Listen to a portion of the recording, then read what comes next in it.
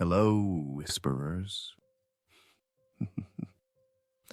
Welcome to the channel. If you enjoy tonight's tale, don't forget to like, subscribe, and share. It helps more than you know.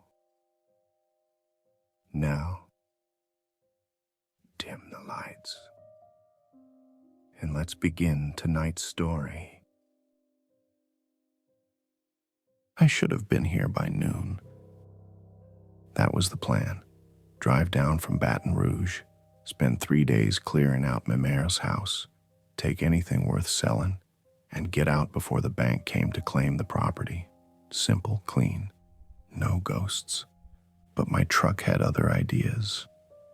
The alternator died just outside Thibodaux, and by the time I got it jumped and limped the rest of the way down those narrow dirt roads, the sun was already sinking behind the cypress trees.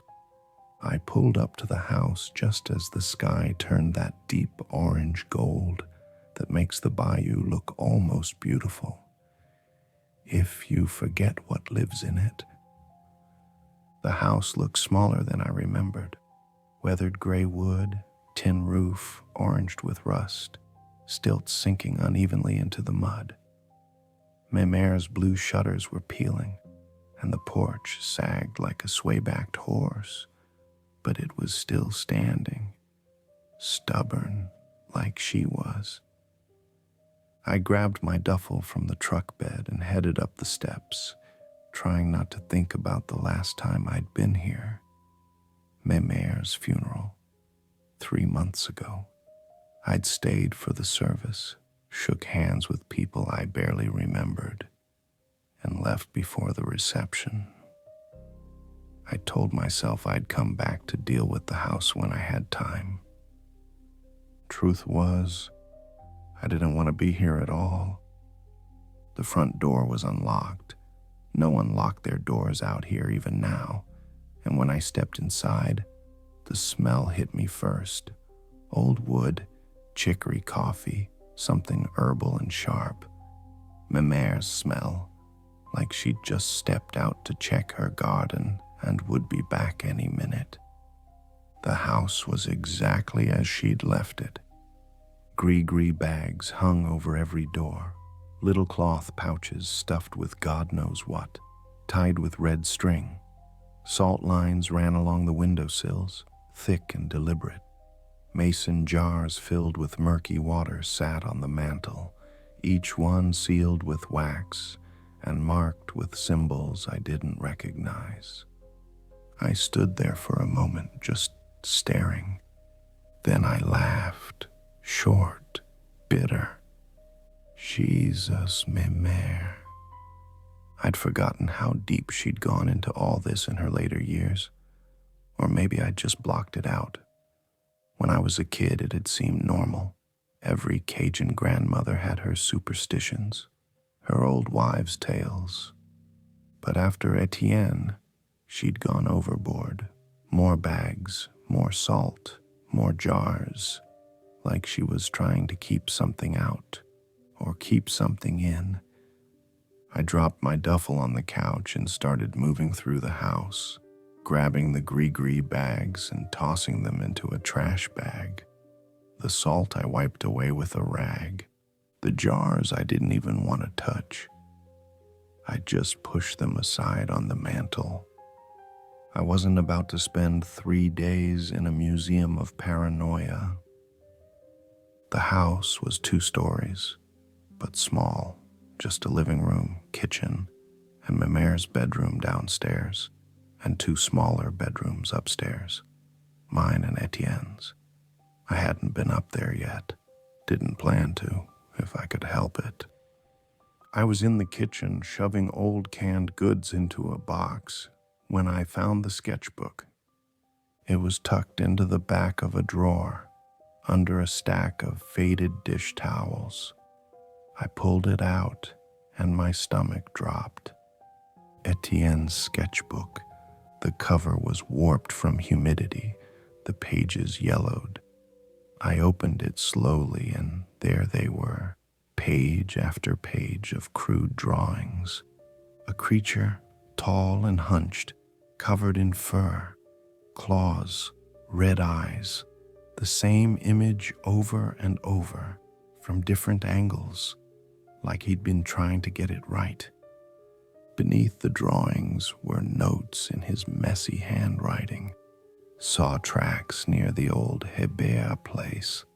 Looked like a bear, but the claws were wrong.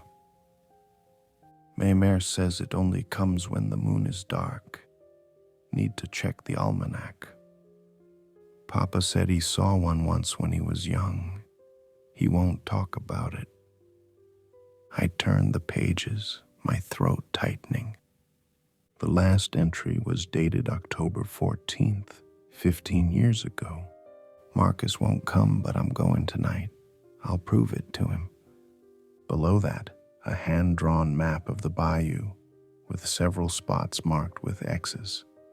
One of them was circled in red, labeled, where Papa and Mr. Guidry hunted it. I stared at the page until the words blurred. Etienne had been 16.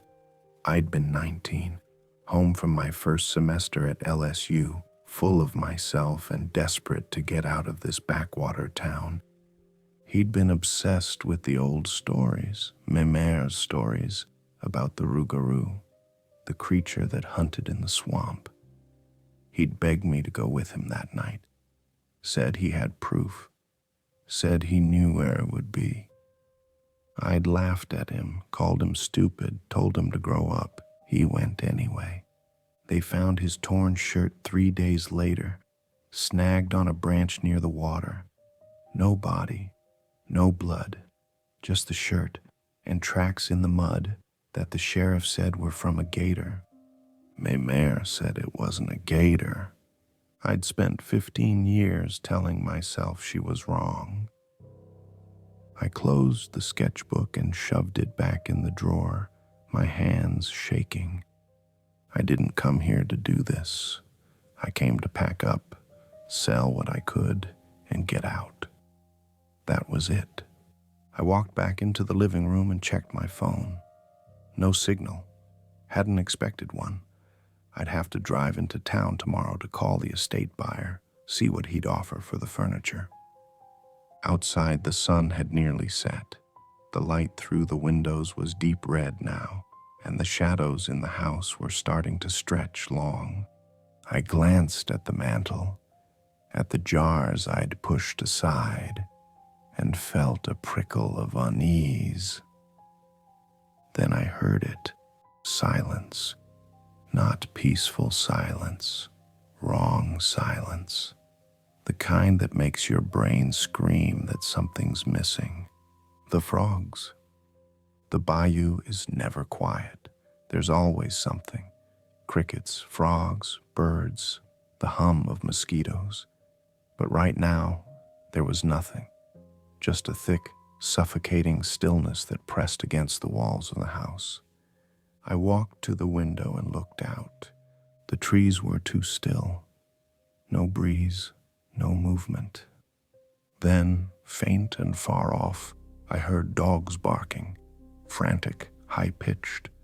The Robichaud's dogs, maybe a mile down the road. They sounded terrified. I stepped onto the porch, the boards creaking under my weight. The air smelled wrong, metallic, like old pennies, and underneath that, something rotten. Swamp rot maybe, but sharper. I scanned the tree line, my pulse picking up. Nothing moved, but I felt it. That crawling sensation on the back of your neck when you know you're being watched. I stood there for a long moment, listening. Then I heard it. A low, wet growl deep in the trees. Not a gator, not a dog. Something else. I backed toward the door, my hand fumbling for the handle.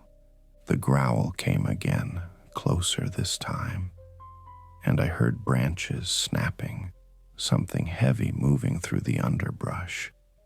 I slipped inside, locked the door, and stood there in the dark, my heart hammering. It's a bear, I told myself, just a bear. But my hands were shaking, and I couldn't stop staring at the window, the one where I'd wiped away Maymere's salt line. I was about to call myself crazy when I saw it, a muddy handprint on the glass, 4 fingers and a thumb. But the nails were too long, too curved, and it was on the outside of the second-story window. I didn't move, couldn't move, just stood there in the dark, staring at that handprint, my brain trying to make sense of it. Second story. That window is 15 feet off the ground. The handprint was still wet. Mud streaked down the glass in thin rivulets, and I could see where each claw, no, nail, whatever the hell it was, had scraped against the pane. A memory hit me, sharp and sudden. Maymere's voice, low and serious, the kind of voice she used when she wasn't telling stories, but warning you. The Rougarou doesn't walk like a man, Cher. It climbs, it hunts from above. That's why you lock your windows, even upstairs, especially upstairs. I'd rolled my eyes at her back then. I wasn't rolling my eyes now. I backed away from the window, my breath coming shallow, and looked around the room. The shotgun. Maymere kept a shotgun above the mantel, always loaded, always ready. I'd seen it 100 times growing up, never thought I'd actually need it. I crossed the room in 3 long strides and pulled it down. It was heavier than I expected, the wood stock worn smooth from years of handling. I cracked it open. 2 shells, double barrel, side by side, old school. It would have to be enough. I snapped it shut and stood there, listening. The house was quiet, too quiet. Then I heard it, a soft thump on the roof right above my head. I froze, every muscle locking up. Another thump, heavier this time, deliberate. Something was up there. I moved through the house slowly, checking the locks on every door and window, the shotgun tight against my shoulder. Downstairs first, front door, back door, kitchen window, all locked, then upstairs. The stairs creaked under my weight, and I winced with every step, trying to stay quiet, even though I knew it didn't matter. Whatever was out there already knew I was here. The 2 bedrooms upstairs were small and cramped, the air stale and thick. I checked the windows in my old room first, locked. Then I moved to Etienne's room. I hadn't been in here since before he died. It looked the same. Twin bed with a faded quilt, a desk cluttered with old books and fishing lures, posters of metal bands on the walls. Maymere had kept it exactly as he'd left it. I forced myself not to look around, just check the window, locked, and turned to leave. That's when I heard it, a low, rasping breath just outside the window. I spun around, raising the shotgun. Nothing, just the dark glass, reflecting my own pale face back at me. Then the breathing came again, and I realized it wasn't coming from outside. It was coming from the vent. The old house had a crawl space above the second floor, accessible through a hatch in the hallway ceiling, the vents connected to it, running through the walls. Something was in the crawl space. My hands tightened on the shotgun. "Get out of the house." A voice in my head screamed, "Get in the truck and drive." But I'd seen the driveway when I pulled up. Gravel and mud, surrounded by dense trees. If I ran, I'd be out in the open. If something was hunting me, I'd be easy prey. No, better to stay inside, lock the doors, wait for daylight. I moved back downstairs, my eyes darting to every shadow, every creak of the floorboards. I was halfway across the living room when the power cut out. The lights died, plunging the house into darkness. I stopped, my breath hitching. For a moment, the only sound was my own heartbeat pounding in my ears. Then I heard it scratching, slow, deliberate, like nails dragging across wood. It was coming from the back door. I turned toward the sound, raising the shotgun, and waited. The scratching stopped. Silence, then slam.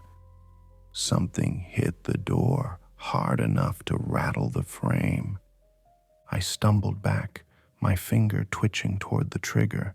Another slam. The door shook, but the lock held. Then the scratching started again, faster now, more frantic, like whatever was out there was testing the wood, looking for a weak point. I backed toward the stairs, keeping the shotgun trained on the door. The scratching stopped. I waited, my breath shallow. Then I heard it move, not away, around. Footsteps, heavy, wet, uneven, circling the house. I tracked the sound as it moved from the back door to the side window, then to the front porch. It was hunting, testing, learning the house. I heard it stop at the front door. Then, for the first time, it spoke. Not words, not exactly, but a low, rasping sound that curled around the edges of my name. Marcus.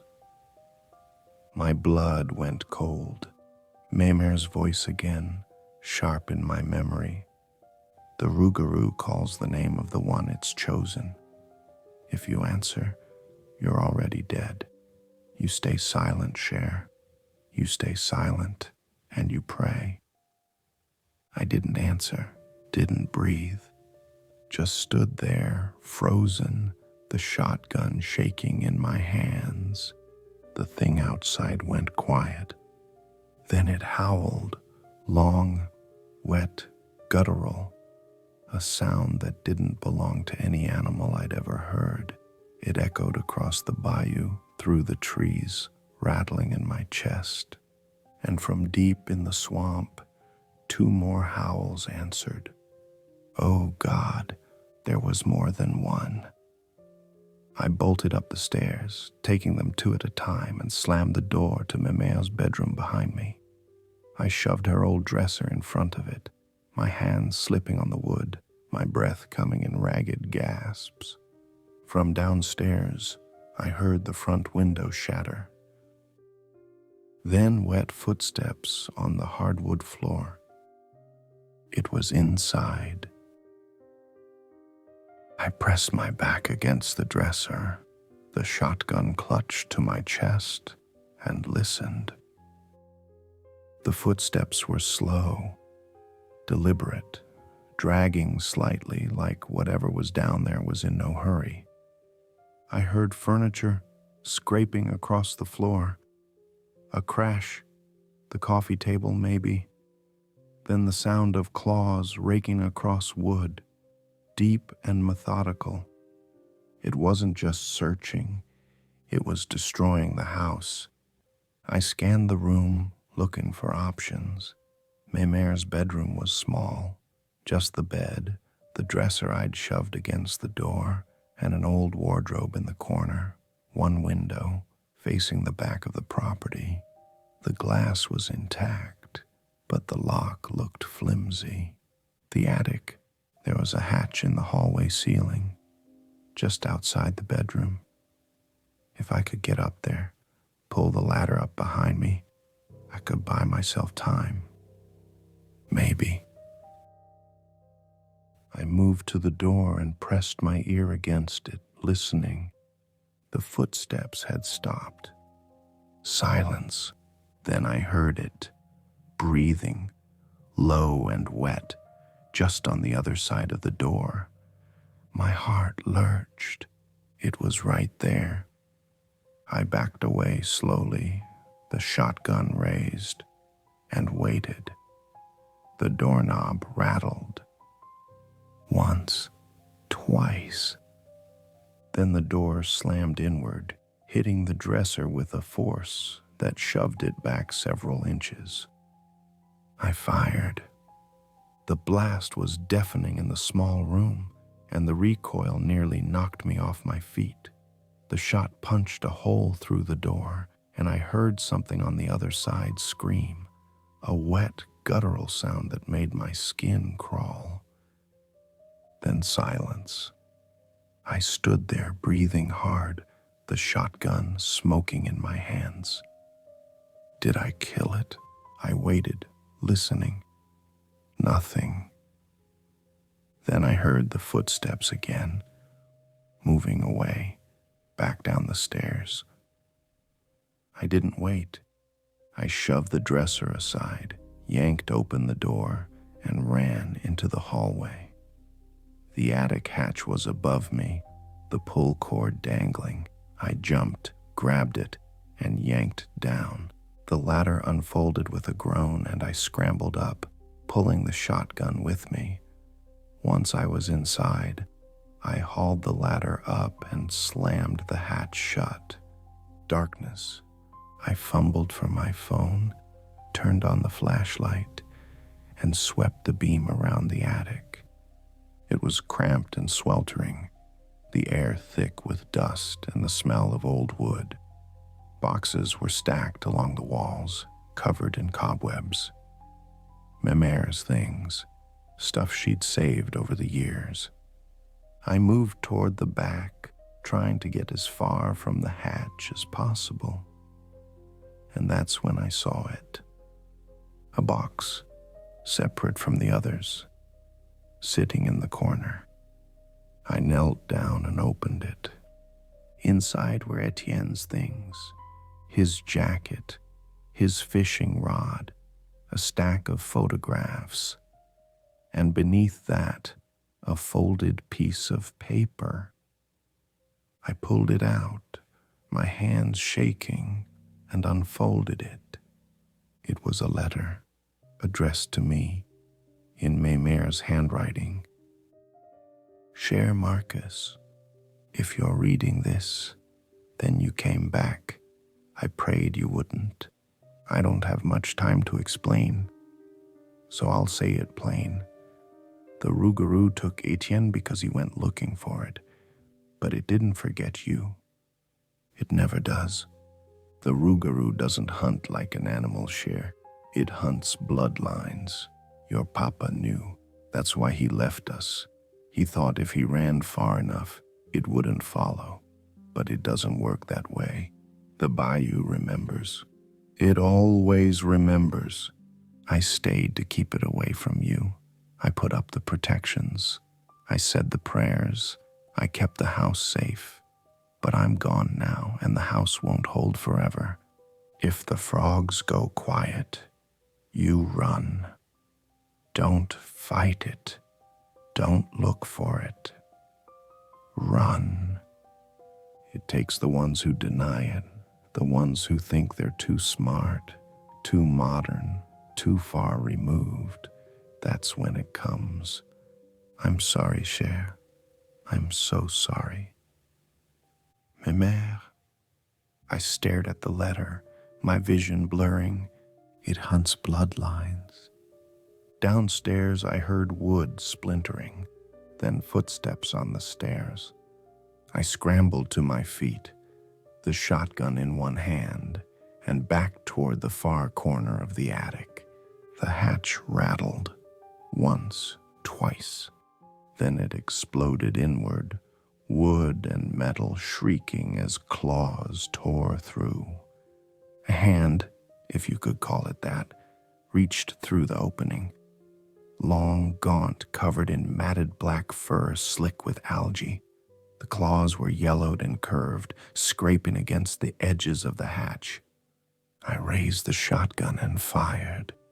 The blast caught it square in the shoulder, and it screamed, that same wet, guttural sound, and yanked its arm back. I cracked open the shotgun. Empty. No.